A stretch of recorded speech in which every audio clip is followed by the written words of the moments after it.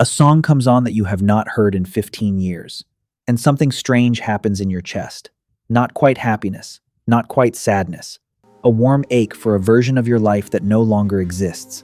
You are standing in your kitchen with a dish towel in your hand, but part of you is in a car with the windows down, or a school hallway, or a room in a house that has since been sold. And you cannot fully explain why it feels so good to hurt like that.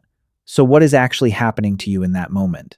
The answer is far stranger than a sentimental brain being soft, and by the end of this, you will never treat that feeling as a weakness again. Because here is the first thing that will surprise you. For most of history, doctors did not call this a feeling. They called it a disease. The word nostalgia was invented in the 1600s by a medical student describing Swiss soldiers who fell dangerously ill while fighting far from home. He built it from two Greek words, one meaning the return home, the other meaning pain. The pain of returning home, or rather, the pain of not being able to. And their symptoms were real. Weeping that would not stop. Fever. Refusing food. Some soldiers wasted away in their beds and died. Thousands of miles from mountains they could still picture perfectly. So, what did doctors think was causing it? Nothing you would guess. Some blamed the constant clanging of cowbells in the Alps, claiming the sound had damaged the soldiers' brains. Others blamed the change in air pressure between mountains and lowlands, and the treatments were worse than the theories. Officers tried threatening the sick with punishment. In some accounts, the only cure anyone ever found was to send the man home. For centuries after, nostalgia stayed on the list of disorders, a weakness of the mind, something closer to depression, a sign you could not cope with the present. Which raises the obvious question. If it is a disease, why does almost every human being on Earth catch it? Because when psychologists finally put nostalgia under proper experimental scrutiny, the conclusion flipped completely upside down. Researchers at the University of Southampton began deliberately triggering nostalgia in people, then measuring what actually changed inside them. The method is almost comically simple. Play someone a song from their youth, hand them a scent from their childhood, or just ask them to bring a nostalgic memory to mind and sit with it for a few minutes. Then test them. What they found was not damage. It was repair. Someone dwells on a past they cannot return to, so surely they come out sadder, more stuck, more lost. The opposite happened. People who had just been made to feel nostalgic walked away feeling that their life added up to something. They felt closer to other people, even people who were not in the room. They felt more like themselves again, and they were more hopeful about what was coming next, not less. Read that last part again, because it breaks the whole myth. Looking backward reliably made people feel better about looking forward. The supposed disease of dwelling in the past turned out to be one of the mind's most dependable ways of walking into the future. That fond ache was never the wound, it was the medicine. But medicine implies something needs healing, which raises the strangest question of all. What exactly is your brain trying to fix? Here's where it stops being about the past at all. Researchers started looking at what triggers a wave of nostalgia in the first place, and the pattern that emerged is remarkably consistent. Nostalgia tends to arrive when you feel lonely, when life feels meaningless, when you are in the middle of a transition and not sure who you are anymore. It can even be triggered by something as physical as being cold. Put people in a chilly room and they become more nostalgic. And stranger still, thinking about a nostalgic memory actually makes them feel physically warmer. Your brain files warmth and belonging in the same drawer. Think about what that actually implies. Nostalgia is not something that happens to you randomly. It is something your mind deploys, on purpose, precisely when you are running low on connection or meaning. And notice what it hands you at that exact moment. Not a random Tuesday. It hands you a kitchen table with people around it, a friend's laugh, someone's hand on your shoulder, warmth, faces, proof that you belonged somewhere and that your life mattered to somebody. So what is it really? It is a psychological immune response. Loneliness rises and nostalgia rises to meet it, the way a fever rises to fight infection. When your sense of self takes a hit, your brain reaches into your own past and pulls out evidence that you are worth something, and that evidence is more convincing than anything a stranger could tell you. Because you were there. You lived it. It is not a comforting lie. It is a comforting fact. And a fact is something you can stand on. But Why does one trigger beat all the others?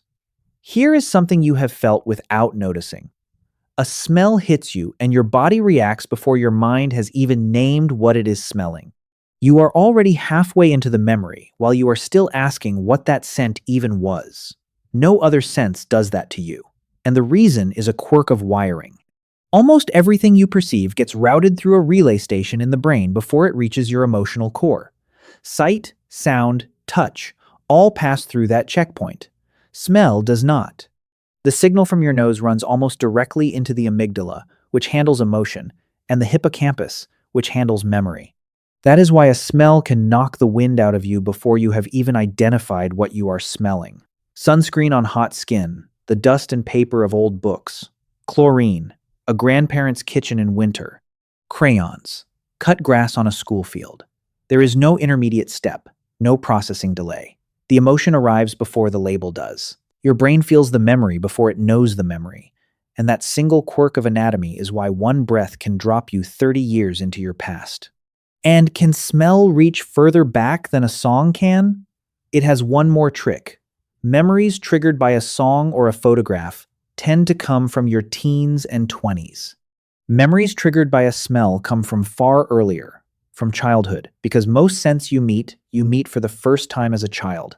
And that first pairing is the one your brain keeps. The others fade. The smell does not. But which years does your mind reach for? Because your memory does not treat your life as one even stretch. If you ask people over the age of 30 to name the memories that define them, they do not spread evenly. They pile up in one window, roughly between the ages of 10 and 30. Psychologists call it the reminiscence bump, and it is one of the most reliable findings in all of memory research. Ask yourself why those years and not others.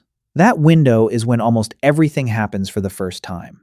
The first real friendship, the first heartbreak, the first time you drove a car alone, the first apartment key that was actually yours, the first morning you woke up in a city where nobody knew your name.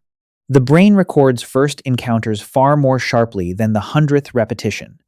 You remember your first day of school. You do not remember your 400th. And more importantly, those are the years you were assembling the answer to the question of who you are. So why do those particular years come back to you the hardest? Because they built you. They are not just old scenes. They are the foundation stones of your identity. The bedroom where you decided what music was yours. The friend who first made you feel understood. When you feel that foundation shaking in the present, your mind goes digging exactly where it was laid. So here's the truth that turns the whole thing around. That ache you feel is not your best days, telling you they are gone. It is your mind reaching back to steady you at the exact moment you need steadying. So what do you do with that the next time it hits? You stop fighting it. Once you understand what it is, you can feel it differently. Life keeps handing everyone dark and shapeless seasons. A job that ends. A friendship that quietly stops. A city you leave. A person who leaves you. A version of yourself you have to bury to become the next one. And every time, that warm ache shows up like an old friend, reminding you of one crucial thing. You have already been loved. You have already belonged. You have already been someone who mattered to somebody. That is not a memory of a life you lost. That is evidence of a life you built, and evidence you can build it again. The pain in nostalgia is just the proof that it was real. The warmth is the proof that it is still yours. So the next time an old song comes on in a supermarket aisle or a stranger's car, and your chest tightens for no reason you can name, do not push it away, and do not sink into it either. Recognize it for what it is. Your mind is not dragging you backward. It is handing you a reason to keep going forward. That ache is not a wound. It is the exact moment your life shows you it was worth living. If you'd come back for another deep dive like this one, subscribe. That's the signal we use to know these are worth making. There is another one already on the way, and it will be well worth your time. See you there.